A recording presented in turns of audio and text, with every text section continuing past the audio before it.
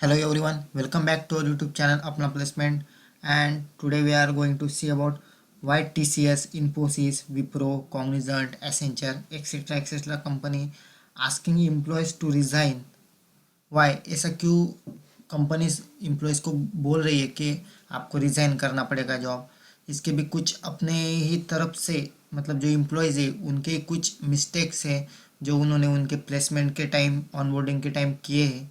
तो उसी के बारे में आज हम बात करने वाले हैं ताकि अगर आप वो मिस्टेक ना करेंगे तो आपका जॉब लॉस नहीं होगा, आप सेफ जोन में रहोगे। एंड कुछ एक्स्ट्रा पॉइंट भी बताऊंगा, तो चलो वीडियो को स्टार्ट करते हैं।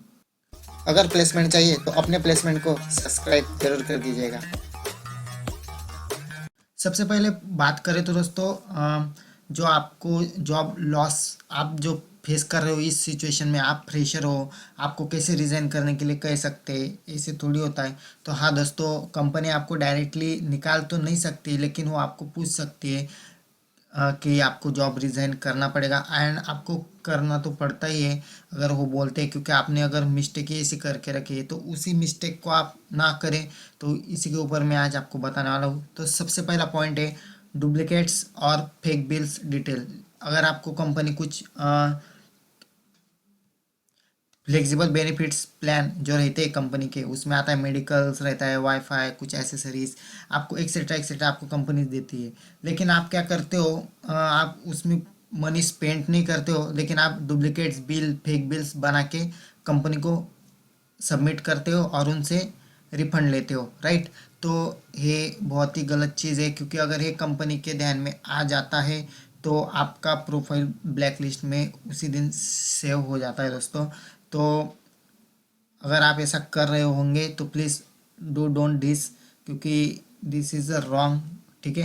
ये बहुत गलत चीज़ है, ये नहीं करनी चाहिए।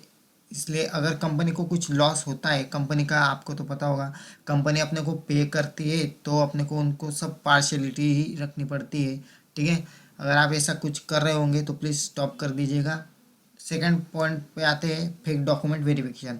आपका जब प्लेसमेंट होता है, आपको ऑफर लेटर मिलता है, देन आपका डॉक्यूमेंट वेरिफिकेशन का राउंड रहता है, बैकग्राउंड वेरिफिकेशन का राउंड रहता है, ठीक है। उसमें one by one point discuss करते हैं। डॉक्यूमेंट वेरिफिकेशन में आपका सबसे पहला मतलब कंपनी का क्राइटेरिया रहता है कि 60%, ठीक है। आप अप्लाई करते टाइम ही आपको क्राइटेरिया पूछते हैं, आपके पास से अप्लाई करने के टाइम, ड्राइव को अप्लाई करने के टाइम ही आपको डॉक्यूमेंट नहीं पूछते हैं, सिर्फ आपको परसेंटेज फिल करने रहते हैं। फॉर एग्जांपल आपको ट्वेल्थ में 55%, लेकिन क्राइटेरिया में 60%, और आप उधर लिख देते हो 60%, देन आपका डॉक्यूमेंट वेरिफिकेशन होता है, ठीक है। उसके बाद आपके डॉक्यूमेंट चेक करते हैं, तब आपके निकलते हैं 55, ठीक है। वहाँ पे भी आप रिजेक्ट हो सकते हैं, ठीक है। आपने कुछ मॉडिफाई या कुछ एडिट करके कुछ डॉक्यूमेंट अपलोड किए होते हैं, उधर भी अगर आपने 60 कर दिया है, अगर आप वहाँ से भी पकड़े जाते हो, आपका जो मिस्टेक है वो उनको फाइंड हो जाती है, तो वहाँ से भी आपको रिज़ाइन का मेल सेंड कर सकते हैं, ठीक है। ये भी एक रॉन्ग चीज़ है जो आपने नहीं करनी चाहिए, क्योंकि क्या पता आपका फ्यूचर इसकी वजह से ख़राब हो सकता है, ठीक है। और सेकंड पॉइंट की बात करें तो रॉन्ग एड्रेस। एड्रेस वेरिफिकेशन का एक प्रोसेस रहती है कंपनी की, सब कंपनी की तरफ से रहती है। आपका जो एड्रेस वेरिफिकेशन रहता है, तब आपको आप क्या करते हो, गलत एड्रेस दे देते हो। तो जो एड्रेस वेरिफिकेशन कंपनी की तरफ से आते हैं उनको आपका एड्रेस नहीं मिलता है। लेकिन कभी कभी क्या होता है, वो आते नहीं है, वो सिर्फ आपको ऑनलाइन एड्रेस वेरिफिकेशन करते हैं।